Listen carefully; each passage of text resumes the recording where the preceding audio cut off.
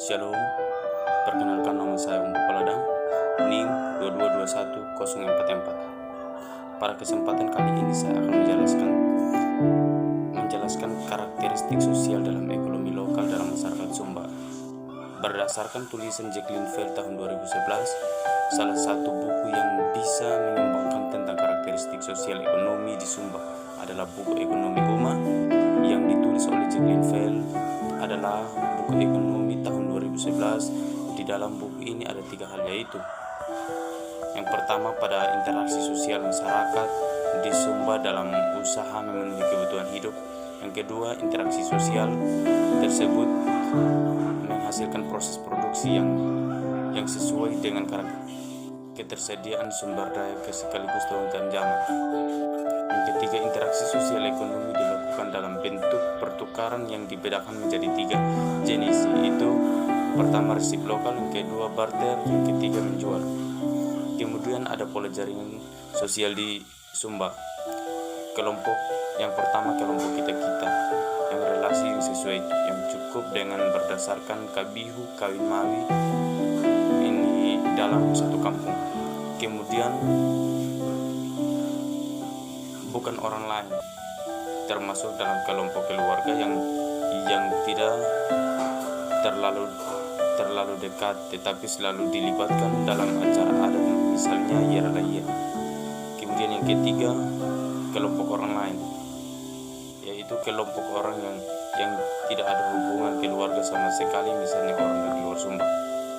Bentuk pertukaran yang pertama, resiprokal atau pertukaran barang dan jasa yang bertujuan untuk memelihara hubungan sosial.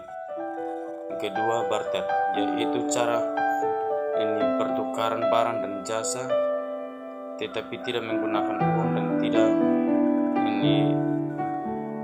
tertautan untuk menciptakan kewajiban timbul balik. Yang ketiga, menjual, bertujuan untuk mendapatkan atau menggunakan uang dalam hal pembelian. Dalam hal pembelian berdasarkan resiprokal tidak ada ciri mengutamakan kepentingan orang lain. Semua hutang dan kewajiban pribadi sebagai konsekuensi dari kebiasaan saling memberi. Itu alasan masyarakat Sumba lebih mengutamakan pertukaran merupakan hubungan jaminan timbul balik bagi relasi sosial seseorang dan bagi kelangsungan hidup dari kelompok masyarakat atau unit sosial yang lebih luas. Kemudian penghidupan utama di Sumba ada pertanian pangan, tanaman jangka panjang, ternak besar kecil, dan non pertanian. Kemudian ada ternak besar, contohnya kerbau, sapi. Ternak kecil misalnya babi, ayam, kambing. Non pertanian misalnya tenun dan kerajinan tangan dan lain-lain. Kemudian ada karakteristik sosial ekonomi di Sumba. Karakteristik sosial ada interdependensi, yaitu saling ketergantungan dan untuk ekonomi. Kemudian ada diversifikasi, yaitu untuk beragaman